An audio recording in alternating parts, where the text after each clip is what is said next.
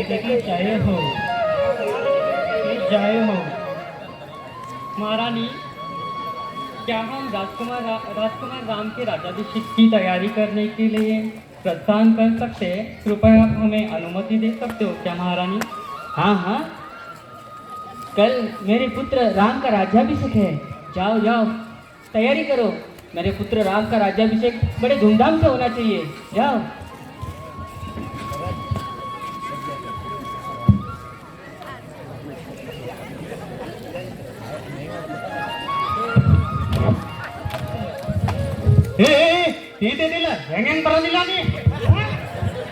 कन्नड़ में बात कर रहे हैं, मैं मराठी में बात करूंगा। देख देख के चले नहीं था, आपको दिखता नहीं क्या? हम हिंदी में बात कर रहे हैं अभी। हम राम के राज्याभिषेक की तैयारी के लिए जा रहे हैं।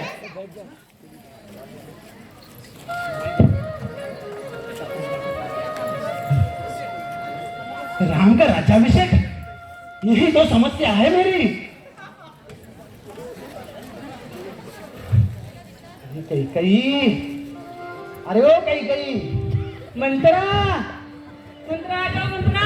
अरे छोड़ दे मुझे, छोड़ दे, गिरा देगी। मंत्रा, मैं आज बहुत खुश हूँ। आओ आओ, जो तुम मांगे मैं दे सकती हूँ। बोलो मंत्रा। हाँ हाँ, बहुत खुश हूँ। कल मेरे पुत्र राम का राज्याभिषेक है। क्या?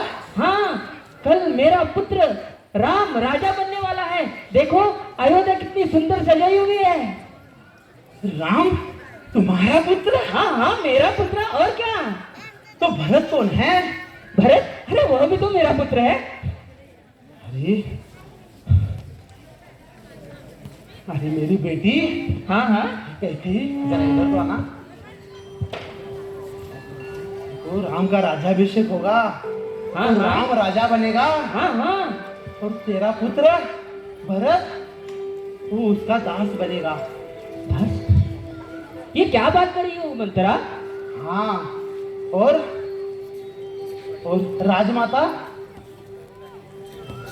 राजमाता कौशल्या बनेगी और तुम उसकी दासी बनेगी। दासी? ये क्या बात कर रही हो? हाँ, मैं ठीक कह रही हूँ। दास? तुम क्या चाहती हो? मुझे कुछ समझ में नहीं आ रहा। मैं ये चाहती हूँ बेटी कि तेरा पुत्र भरत का राज्याभिषेक हो जाए। राज्याभिषेक? हाँ, और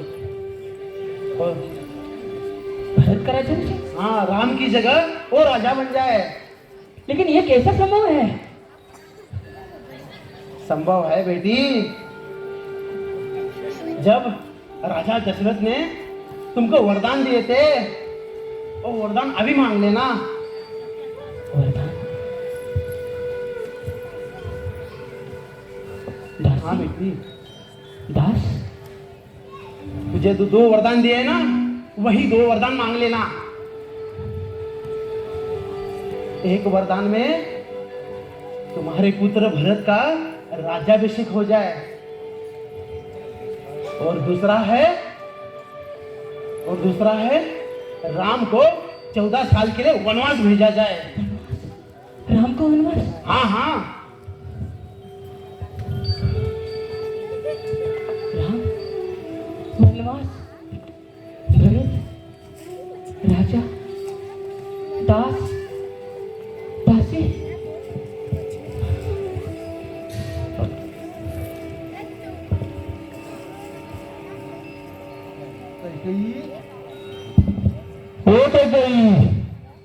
कहाँ है मेरी कैकेयी?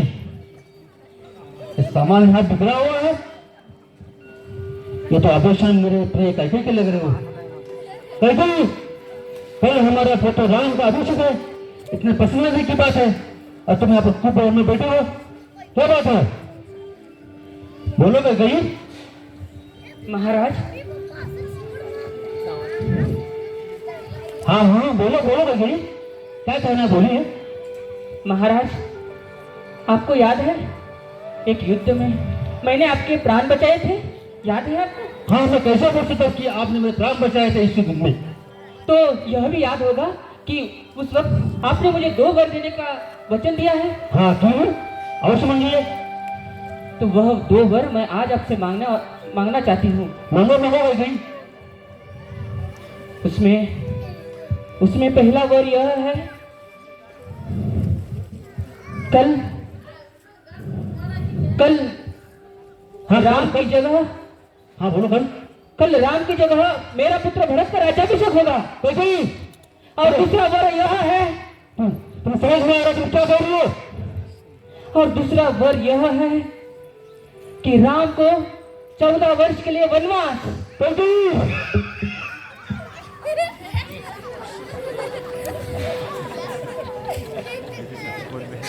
चाहे तो तुम मेरा प्राण ले लो, लेकिन मेरे पुत्र राम को वनवास मत भेजो।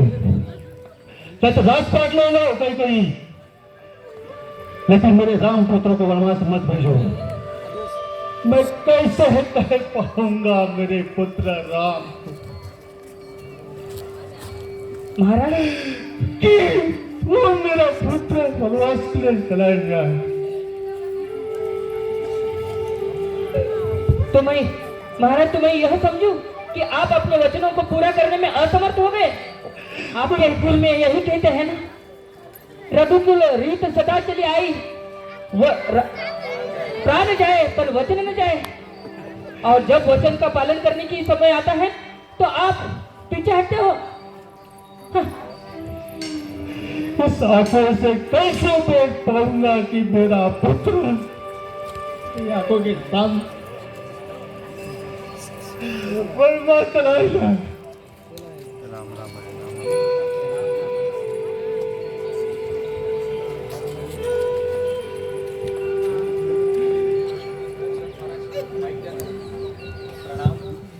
प्रणाम पिताश्री।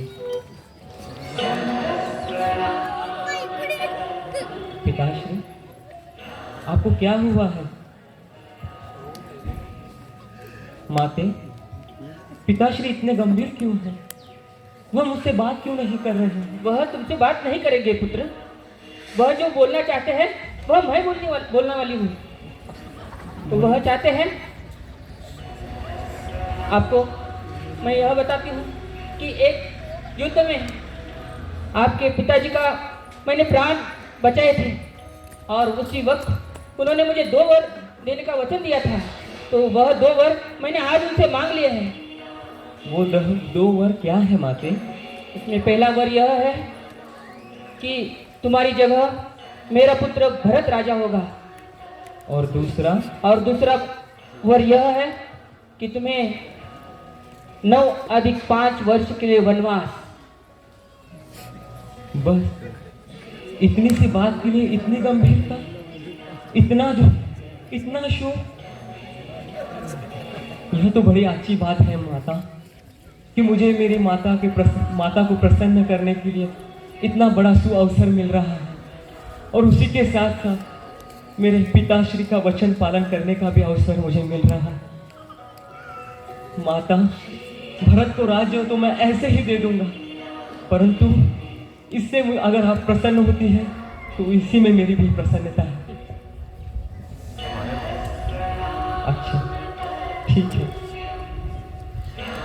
मुझे आज्ञा दीजिए माता, मैं आपको प्रसन्न कर सकूं। पिताश्री, मुझे आशीर्वाद दीजिए, मैं आपकी वचनों की पूर्तता कर सकूं।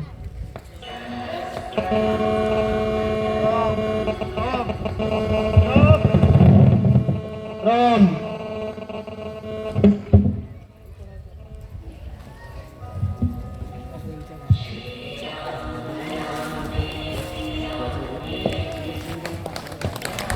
आपने सुने उसमें कुछ भक्त लोग हंस रहे थे कि वर 14 साल की जगह 9 अधिक 5 क्यों कहा गया। तो सरस्वती की कृपा से 9 और 5 कहा गया, क्योंकि त्रेता युग में अगर कोई 14 साल के लिए वन चला जाता है तो उसे मृत घोषित किया जाता है। तो 14 साल के बाद वो वापस नहीं आ सकता अपने राज्य में। अगर कोई आता भी है तो उसे राज सिंहासन नहीं मिल सकता। तो इसीलिए सरस्वती कृपा से जब कैकेयी ने राम जी को कहा तो 14 साल की जगह 9 अधिक 5 कहा गया। तो 9 साल होने के बाद अगर जगह चेंज कर दी जाए तो वो कंटिन्यू 14 साल के लिए गणना नहीं की जा सकती। इसीलिए 14 साल खत्म होने के बाद प्रभु रामचंद्र जो है वो राजा बन सके। हरे कृष्ण। और हम लोग ये भी, भक्त लोग ये भी सीख सकते हैं कि हम कितने भी भक्ति में दृढ़ हो, लेकिन अभक्तों का अगर संग करें तो हमारा पतन निश्चित है। आपको पता होगा कि कैकेयी महारानी जो है वो प्रभु रामचंद्र से, भरत से भी ज्यादा अधिक प्रेम करती थी। और सुबह जब उठती थी तो प्रभु रामचंद्र के दर्शन किए बगैर आंखें नहीं खोलती थी। अपने पुत्र से भी ज्यादा राम से प्यार करती थी। लेकिन मंत्रा जैसे अभक्तों का संग और उनके वाणी के प्रभाव से हम लोग समझ सकते हैं कि जितना प्रेम होते हुए भी इतना कठोर हो गई कि वनवास भेजने के लिए भी तैयार हो गई। तो इससे हम लोग ये भी सीख ले सकते हैं। तो कृपया हम लोग आगे जाए।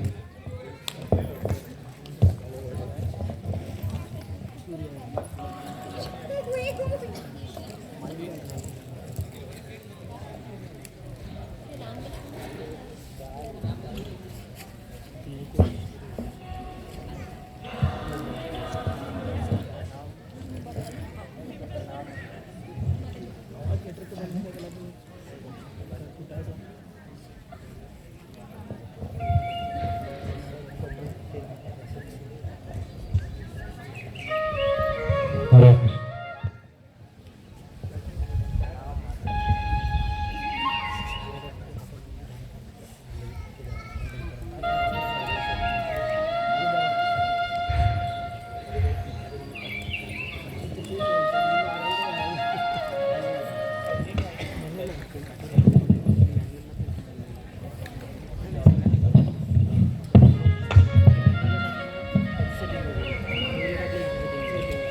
प्रणाम माते।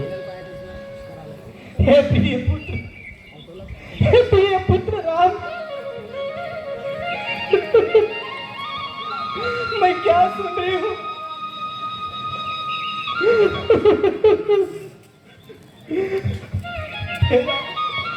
हे राजपूत छोड़ के आप हमें छोड़ के, ये अयोध्या नगरी छोड़ के आप वनवास जा रहे हो।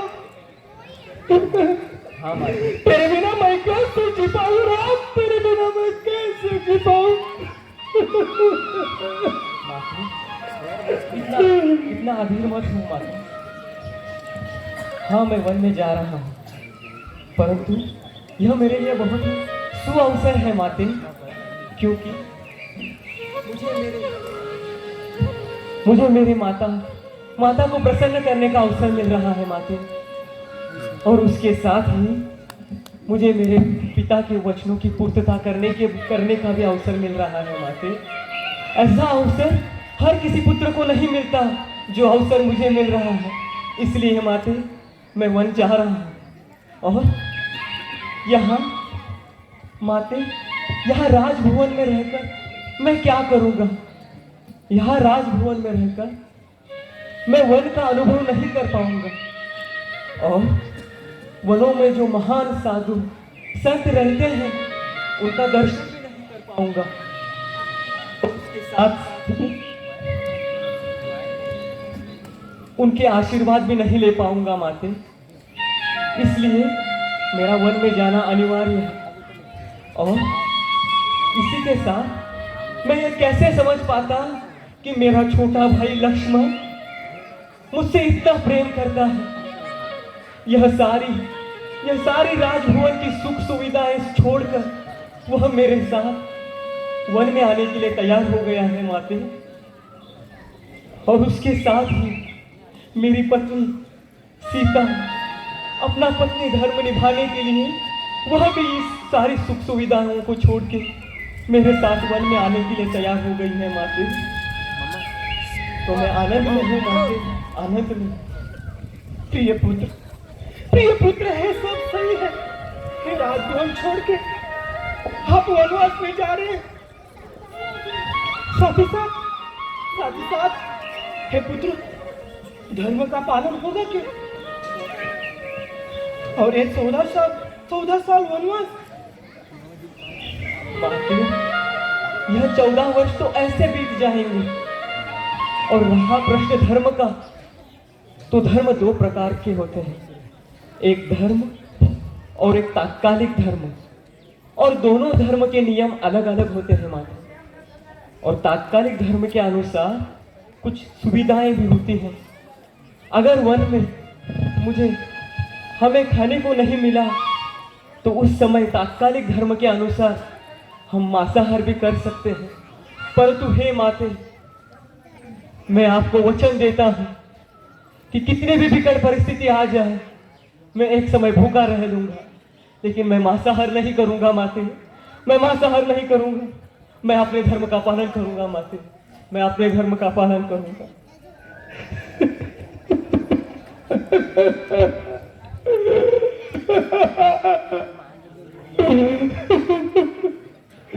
हे प्रिय पुत्र, उसी की मुझे चिंता थी कि आप राजभवन छोड़ के वनवास जा रहे हो। उसी के साथ धर्म का भी पालन करें।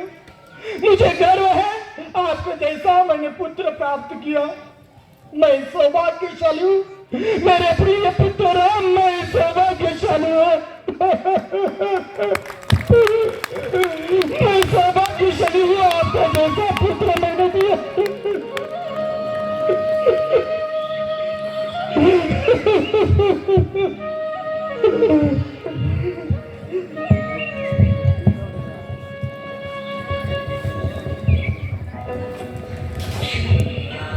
कौशल्या माँ को प्रभु रामचंद्र का तो राजभवन छूट रहा है, ये तो चिंता थी। उसके साथ में बड़ी चिंता यह थी कि धर्म भी छूट जाएगा क्या। तो कुछ लोगों का विचार ऐसे होता है कि क्या प्रभु रामचंद्र मांसाहार करते थे? तो पहले तो नहीं और उसके बाद भी नहीं किया। उन्होंने वही कौशल्या माया को बताया कि मैं किसी भी स्थिति में मैं अपना धर्म नहीं छोड़ूंगा। हरे कृष्ण।